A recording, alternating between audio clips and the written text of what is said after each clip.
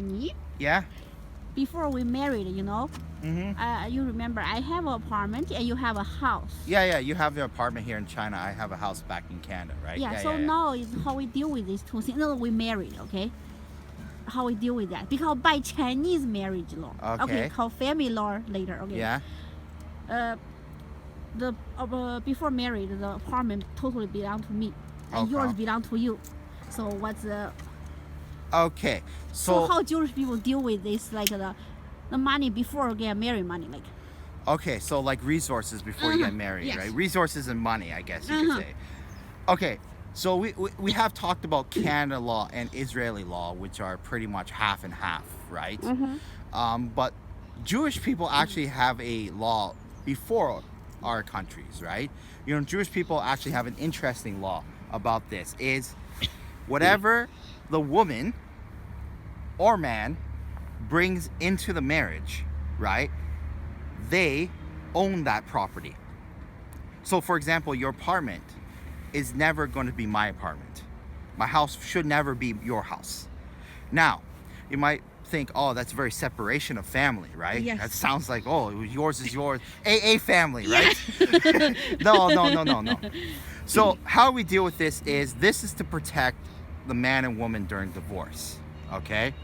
Now, the only time you can use the resources is to build your family. So when we have a kid, yes. right? So when now we have a baby, our baby yes. here, right? Yeah. Our baby's having a nice little sleepy here. Yes. Right? When we have a baby, we are allowed to pull our resources together because we're building a family, right? If we live in your apartment in China, it's because we're pulling our resources together because we're a family, right? Yes. And if you're living in my house in Canada, we're pulling the resources together because we're a family. We're building the family, right? Yeah. We are only allowed to use the resources for the family. That's it, right? So your apartment is used for the family. That's it.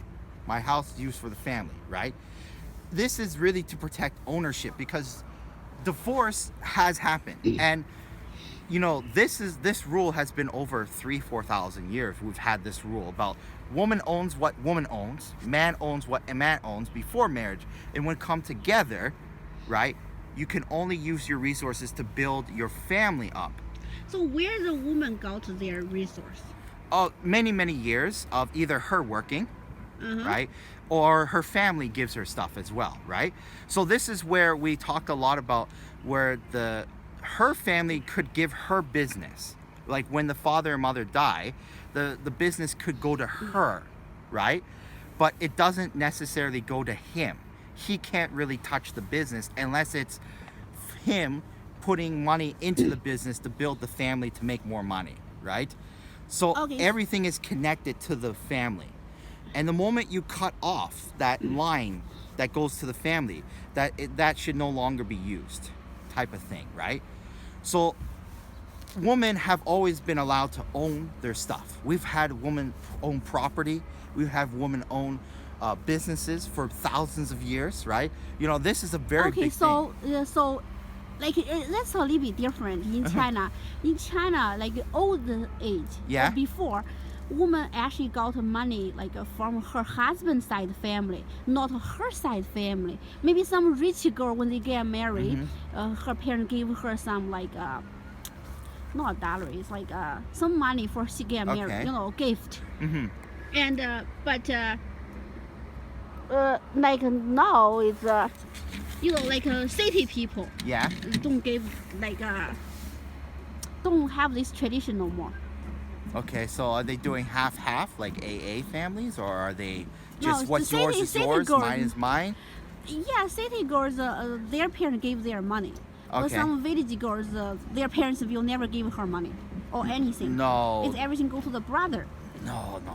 So Jewish have long tradition, always thousands of years. It's if there's multiple children in the family, it's who is the smartest to run the business. Doesn't matter boy or girl. Boy or girl doesn't matter, because even if I give my business to my daughter, I know 100% it will always belong to my daughter. It will never belong to him. Unless she dies, then it will go to their children, right?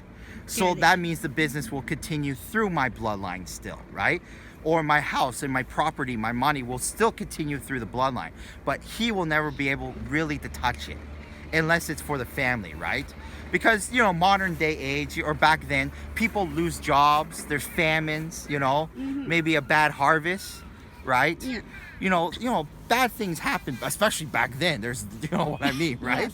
So this is a way to protect everybody involved, so the man just doesn't get, you know, messed over, and the woman doesn't get messed over if there's ever a problem. Because if the man decides to leave, guess what happens, right? The woman's left with nothing. But what they do is they'll half the resources that they built in the family, and whatever was her resource that she will be able to keep. Whatever his resource, he will be able to keep, right? So this has been the most popular way that Jews have figured out to solve family issues, because you just never know. We need to protect our woman and we need to protect the man, right?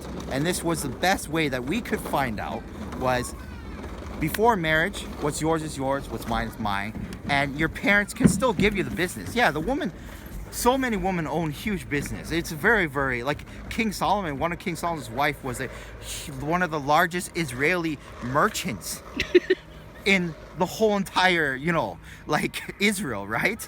You know, Rabbi Akiva's wife, her father was one of the largest farmers in the whole entire Israel, and the whole farm went to her, and Rabbi Akiva did not even touch the farm, but his children got to deal with it later after they passed, right? Yeah. So this is like, for us, it's normal, right? We don't like angry if, you know, a woman bring in resource or get to keep the resource, as long as they put stuff inside the family, right? So again, it all comes down to, is it helping the family, yes or no? If it's not helping the family, then you don't use it. And again, right? So that goes for money. Like in this day and age, you make money, I make money. We can't keep it. We got to put it in the family since we're married now. It's no longer your money or my money anymore. It's our money, right? Yes. But before we got married, it's your money. Yes. Unless you put it in the family. So yeah, that's how Clear usually enough. Jews. Clear enough. Yeah. So don't worry. Your house is still your apartment, still your apartment. Unless we stay there, because now we're a family, right? So yeah, Jews are not like that. Trust me.